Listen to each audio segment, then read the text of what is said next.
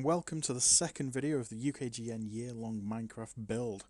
Let's just jump straight in and get straight on with this tour. First of all, the major thing that we're doing this month is all in the nether. So let's turn on this design. As you can see, we've sorted out lots of big tunnels in here. All these lead to the major key places, so this one goes down to Saxo's own little base that we've got going on. Now in last month we actually had a January sign, so now this month we've got the February sign. Now because we've done the nether as the major project, this is where we felt fit for the new sign going on. This way down here goes towards Saxo's map. If we follow it over this way. I believe we counted after we did all this that it took about 66,000 blocks that we had to mine to get all these tunnels done. But then when we started to smelt them all into the nether brick, we realised that we didn't actually have enough nether brick, so we ended up having to mine out this entire section down here just so we could get a bit more.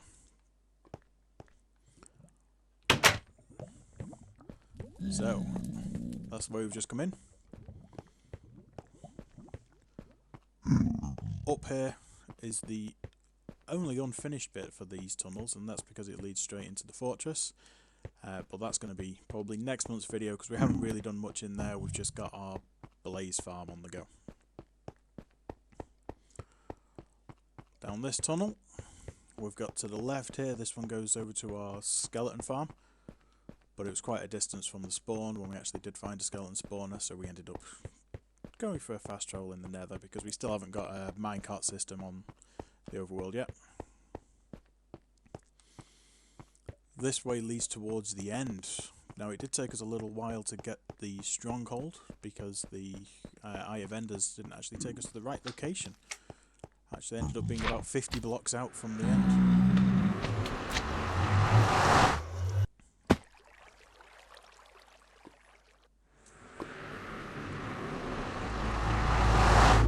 Really done much in the strongholds, just emptied it out at the moment.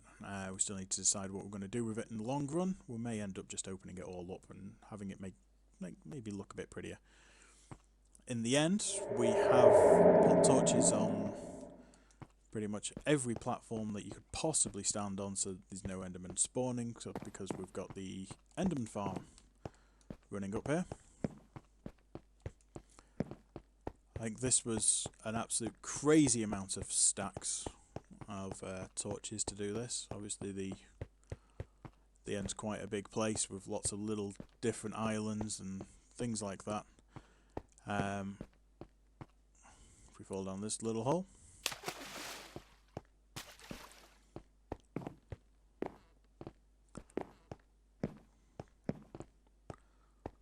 luckily I remembered to bring some food with me on this journey.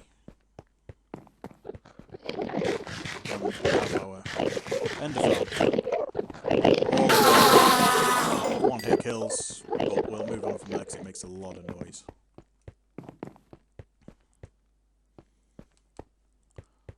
Back down these tunnels. We do need to widen this a little bit, make it look a bit more pretty, but a little bit glitching going on there. To go back up to the top, a bit flashy. Sorry about that. And then we'll go back to the main spawn area where the biggest changes have happened.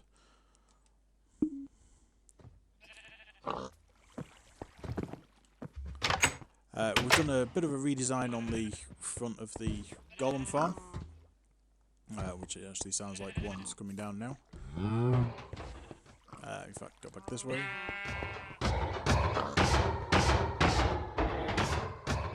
Over here we built a giant sword for no particular reason from what I can tell, but Matt just felt that the place actually needed it.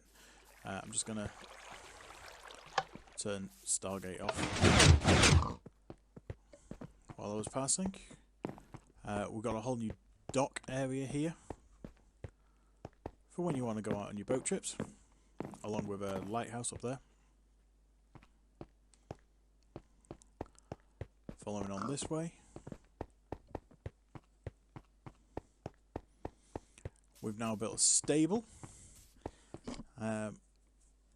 Yeah, because we want to do horses at some point.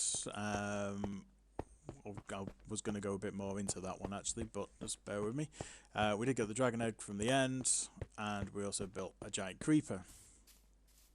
For the horses, we have started a wall up here. This is actually going to end up being a horse racing stadium when we get round to actually finishing that off. But that probably won't be for another couple of months yet, as we're just playing around with possible wall designs first. That's on our to-do list. You may have just noticed then on the right hand side we've got rid of the farm, or more so the farm has now been moved. We've put a couple of houses in here. We also moved the chicken farm from the side and put it inside one of the houses. We put a few houses here for players that are going to be joining us throughout these 12 months, and they've got somewhere that they can stash all their stuff. We've done a little bit of a redesign to the fishing hut. I don't know where these sheep have come from. They weren't here literally 5 minutes ago. We have an enchantment tower now, so up at the top is just your normal enchantment table. But might as well go up there. It took Matt a little time to build it, so might as well be nice and go to the top. If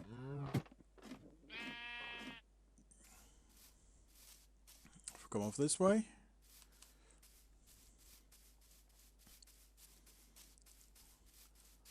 we now have moved the farm up to the top over here. Still need to do the roof, but it's all work in progress at the moment because we're running a bit behind with the nether tunnels that we were digging out. Each of these bays takes 64 of whatever we put in. This was the start of a little mushroom hut, but we've moved that now. This is a little contraption that you will hopefully see in the March video. But it won't be here, it will actually be in the chest room, which you saw at the end of the last video. But it's a nifty little design, something we're working on, quite proud. Tree farms up here. Again, takes a full stack of saplings. We have a mushroom farm through the glass there. Let's have a look. Almost 2 stacks. I'm quite happy with that. It's only been going for a couple of days, and it's not got many mushrooms in there to begin with. And then we have a storage area for everything from the tree farm, all the axes and saplings and wood and things like that. We have somebody on at the moment, which I think that's Matt over there. That building that he is in is an absolute crazy contraption that he's working on at the moment. I like to jump over that little gap. I don't know why I don't just fill that in, to be honest. I think it's probably more fun to just jump over it as and when. So if we go this way, first of all, I'm pretty sure he's going to show us what it does when we get up there.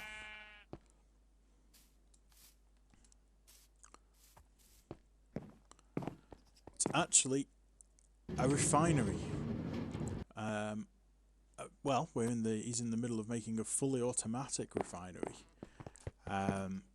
If he wants to he's going to take us to the control room by the look of it. It'll be the main dumping ground for everything that we bring back on our mining trips, and we will literally just be dumping it all in currently a chest that's sat on the top. Oh, he's just turning on the whole refinery for us. Which, if you have a look over there, it's now moving all the granite from the chests from his last mining trip. I think that minecart just went off then. Maybe not.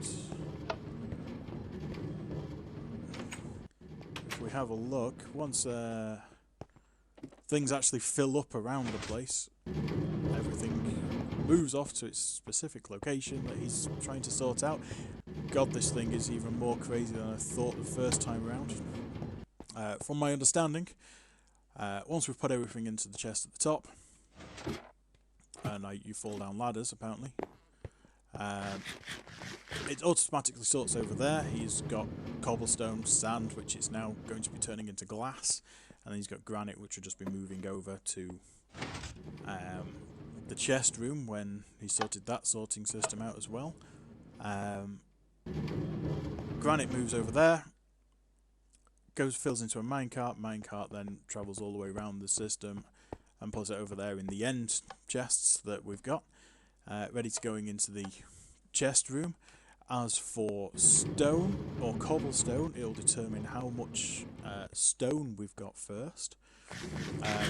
If there's not a lot of stone, then it will automatically put it into a furnace, using all these minecarts that are going around. That one is actually doing sand. That second minecart then that you just saw is actually filling all of the furnaces over there with coal.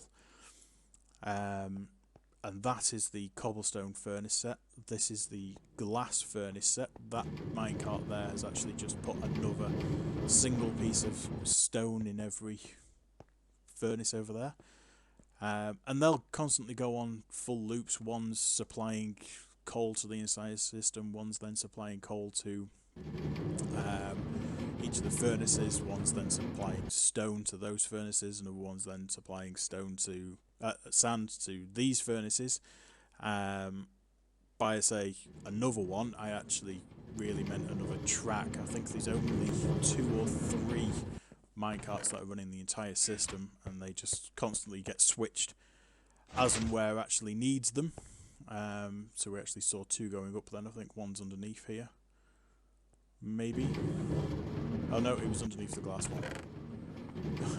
The whole system is absolutely incredible, but it looks a bit like a refinery at the moment. Will be looking a lot more like a refinery in buildings and things when finished, but at the moment it's still a bit of a open plan, shall we say. Somebody sounded as though they were on a horse then. So yes, this is where we're up to with February. We've finished on the refinery. Next month we're working on the refinery to the chest room, to sort out the auto sorting system in the chest room, so that everything that you mine from now on we just throw straight into the refinery, and then the refinery will deal with absolutely everything, including all smelting and anything else that could possibly be needed to be done. So we'll stop here. Hopefully you like the world so far. If you do, then please subscribe to us, and like the video. Obviously, share it if you could, and you think other people might be interested in having a look at what we're working on. Thank you, and we'll see you next month.